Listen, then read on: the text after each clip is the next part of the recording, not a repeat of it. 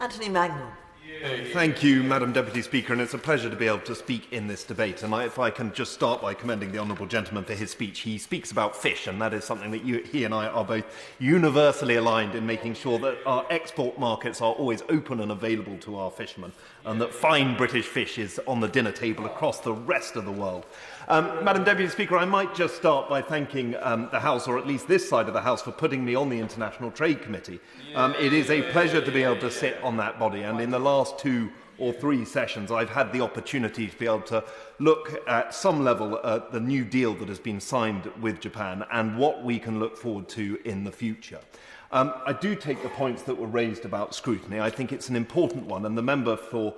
Tiverton and Honiton made the exceptionally important point about what role the Trade and Agricultural Commission is going to have on future trade deals. I think as someone who represents a constituency with a fine farming background as well as a vibrant fishing community, we want to be able to make sure that Ag and Trade Commission is playing the role that it needs to allow both the committee and this House to have the full breadth of an understanding of what each trade deal is doing before we debate it in this House. And I know that ministers have been confident in assuring us that that will happen in the future. Can I also say, which were the points raised by the member for Brighton and Kemp Town, who seemed quite happy to say that nothing was quantifiable and then outline a whole load of figures that he felt were quantifiable just to his argument, that actually the purpose of the Trade Committee has been so far to be able to look at those deals and scrutinise them in depth. Now, if he is a slow reader, I apologise for that, but we are able to get through those documents.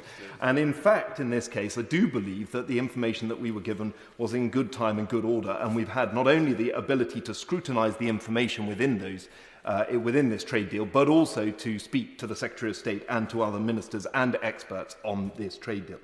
Madam Deputy Speaker, the very value of this trade deal may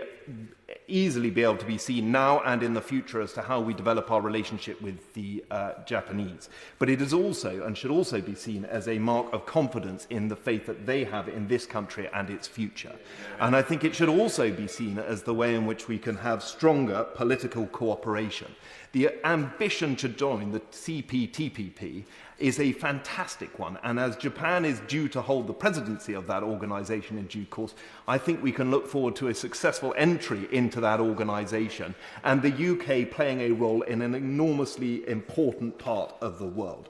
Madam Deputy Speaker,